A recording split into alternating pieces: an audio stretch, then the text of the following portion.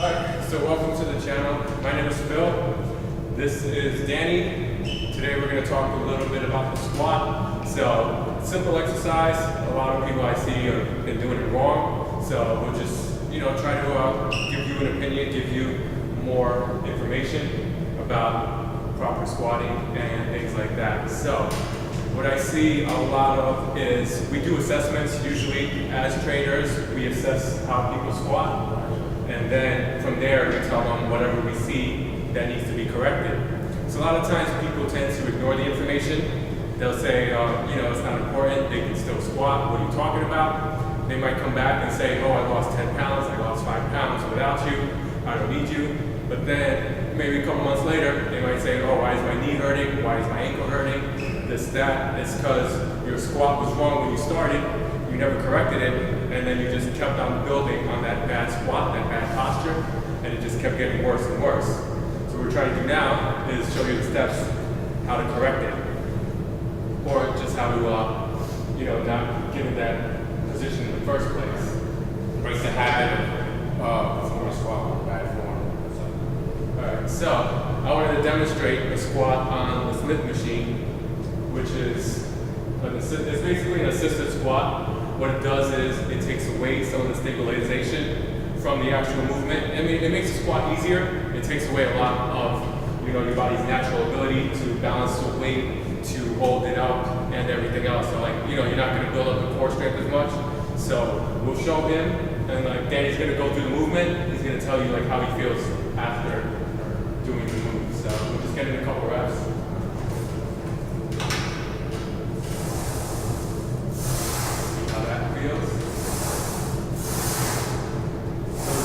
Guiding him in one pattern, it's going straight up and down.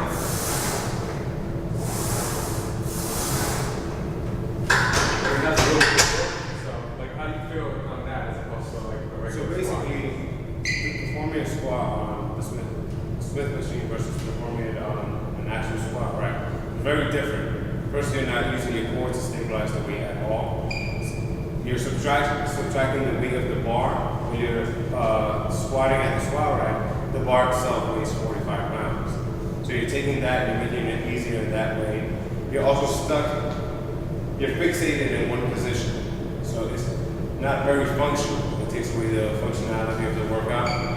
You're moving up and down. No one actually moves just up and down. That's not the natural movement of our bodies. Right, exactly. So it's always better to perform the squat at the squat rack. But first,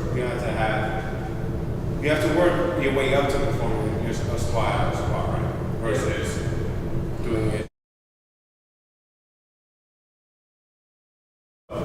This is my idea of a correct squat. So you start with your feet about shoulder width apart. I usually do an air squat. I usually put my hands up front. The first movement is to sit back. The first mistake I usually see my clients and other people at the gym do is they'll start, and this is the first movement they do, right? So when I tell my clients is pretend like you're sticking your butt out, like you want the Donald Duck butt, and you want to stick your butt out a bit and just sit into the squat, so where your knees are aligned with your toes, your back should be flat, you should be looking forward. A lot of people also, especially when they're doing multiple reps, they start to get fatigued, they start to look down. So your body follows wherever your head is going. So if you start doing this, you're going to start doing this. You're going to start leaning forward, you're going to put strain on your lower back. That's how you feel like So right now, the core is engaged. Right. And if you look at the back, the spine is neutral, but there's a little bend from the hips. So there's a little forward lean. It's not too much, and it's parallel right here to this part of the leg. So it's that's the exact position that you want to have, and then as you come up, you want to just exhale, use all that, engage that core, and just bring yourself up in that one motion. When you're up here, you want to also engage your glutes. A lot of people stay in this position. You want to bring your glutes in, tighten your core, right? And then come back down into the squat, okay? A lot of people, they perform the squat. Either they do this, or they have the idea that they have to sit back into the squat, but then their back is not moving. They'll either do this, or even worse, I simply do a squat to here, like do a half squat, and then the rest of the body goes down like this. You know, this is not a squat.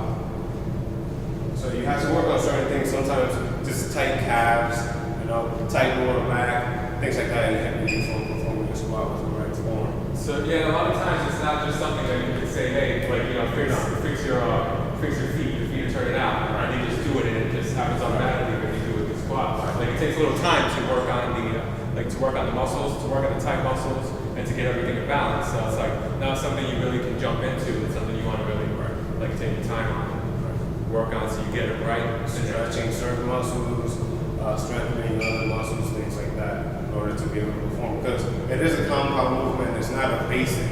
It is a basic movement, but it's not an easy movement to perform if you're not prepared for it. It is an advanced, really, if you think about it, because there's so many things involved. Your core, your back is involved. Your legs are 3 parts of your legs are involved. So. And sometimes it's even the thoracic spine, because like you have to hold the weight behind your neck. So if you don't have that kind of extension of the thoracic spine, that can be a little tight. You can like start arching, or it's just not comfortable like motion sometimes for people to something that I thought that some people complain about also is that they don't have the development in their traps to hold the weight up there. They feel like the weight is sitting on their spine. So for things like that, you don't have to actually come to the Smith machine because you're afraid of the 45 pounds that the bar weighs. You can use a pad or even a towel, or if you're wearing a hoodie during your workout, you can do that. We're going to recommend men using pads.